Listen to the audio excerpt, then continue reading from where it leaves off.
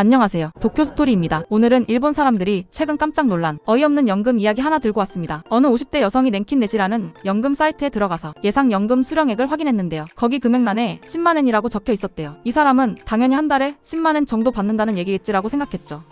그런데 친구가 한마디 했답니다. 그거 혹시 연간 10만엔 아니야? 갑자기 머리가 띵하죠. 1년에 10만엔이면 한 달에 8천엔 남짓. 우리 돈으로 7, 8만원.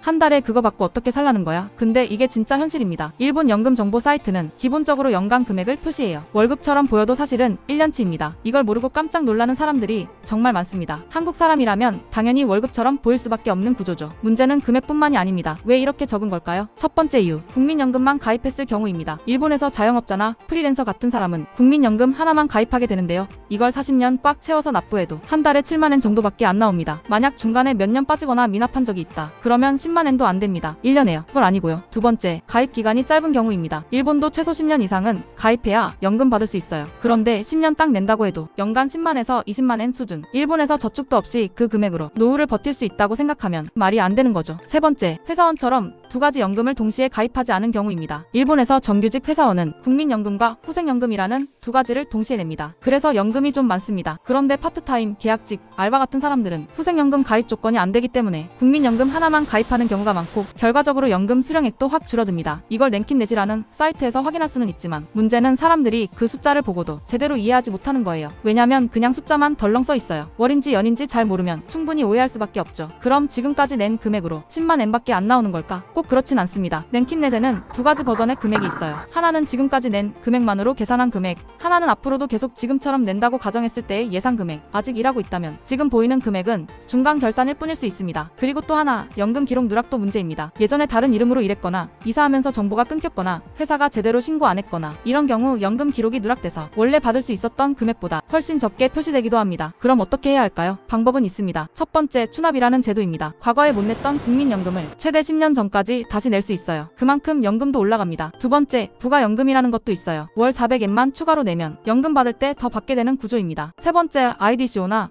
NISA 같은 개인 저축제도입니다. 정부도 이제는 공적연금만으론 부족하다고 인정하고 있어서 개인이 알아서 준비하라고 밀어주는 분위기입니다. 정리하자면 이겁니다. 랭킨넷에 10만엔이라고 써있다고 놀랄 필요는 없지만 9개월이 아니라 연이라는 건 꼭 알아야 한다. 그리고 금액이 적다고 해서 그냥 포기할 게 아니라 추납, 추가납입, 개인연금 등으로 충분히 대비할 수 있다는 것. 일본 사회도 지금 점점 노후는 개인이 알아서 하라는 분위기로 가고 있습니다. 당신도 만약 일본에 살고 있다면 혹은 일본 연금 시스템에 관심이 있다면 이 구조와 문제점을 정확히 이해해야 합니다. 오늘도 도쿄스토리는 일본의 현실을 있는 그대로 전해드립니다. 영상이 도움되셨다면 좋아요와 구독 부탁드리고 댓글에 궁금한 점 남겨주세요. 더 깊이 있는 이야기로 찾아오겠습니다. 감사합니다.